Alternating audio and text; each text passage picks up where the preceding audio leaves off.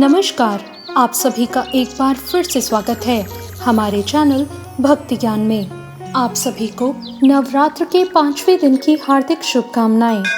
आइए मिलकर सुनते हैं माँ स्कंद माता की कथा। एक समय की बात है जब एक असुर था, ताड़कासुर।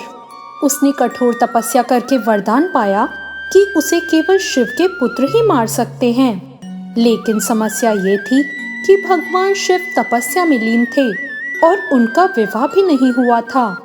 ये सोचकर देवता घबरा गए। तब देवताओं ने माँ पार्वती से प्रार्थना की। माँ ने 1000 वर्षों तक तपस्या की और अंततः भगवान शिव से उनका विवाह हुआ। विवाह के बाद एक ऐसा समय आया जब भगवान शिव का दिव्य तेज, उनका वीर्य प्रकट हुआ।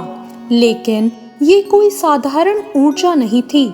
ये इतनी शक्तिशाली थी कि कोई भी देवता उसे संभाल नहीं सकता था। तब देवताओं ने अग्निदेव को बुलाया। अग्निदेव ने उस तेज को ग्रहण किया, लेकिन वो भी उसे सहन नहीं कर पाए। फिर अग्निदेव ने उस तेज को गंगा जी में प्रवाहित कर दिया। गंगा जी भी उस तेज को अधिक समय तक नहीं संभाल सकी, तो उन्होंने सरकंडों के जंगल में उसे छोड़ दिया। वहीं उस दिव्य ऊर्जा से जन्म हुआ एक बालक का। उस बालक को 6 कृतिका यानी नक्षत्र देवियों ने पाला, इसलिए उसका नाम कार्तिकेय पड़ा।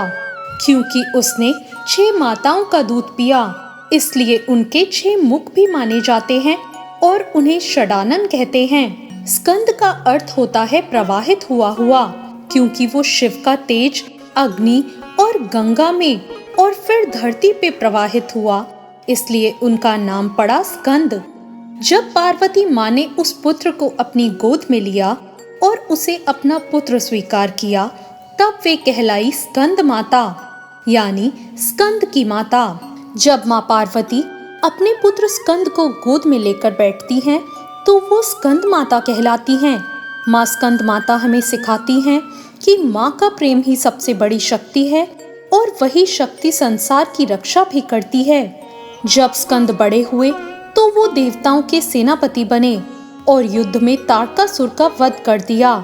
इस प्रकार उन्होंने धर्म की रक्षा की। स्कंद माता का दिव्य स्वरूप बहुत ही सुंदर है। उनकी 4 भुजाएं हैं। उनके 2 हाथों में कमल पुष्प है, एक हाथ में बालक स्कंद यानी कार्तिकेय भगवान है और एक हाथ वर मुद्रा में है।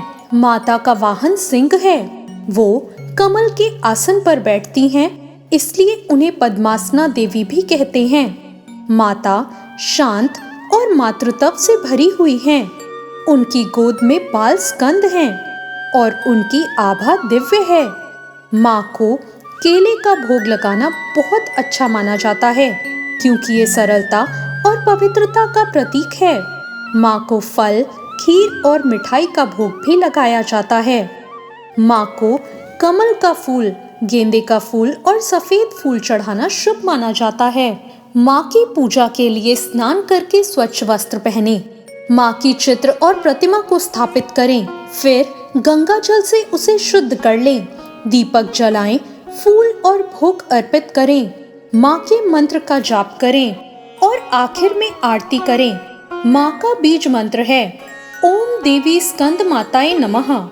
माँ से प्रार्थना करें, हे माँ स्कंद माता, जैसे आप अपने पुत्र की रक्षा करती हैं, वैसे हमारी भी रक्षा करें।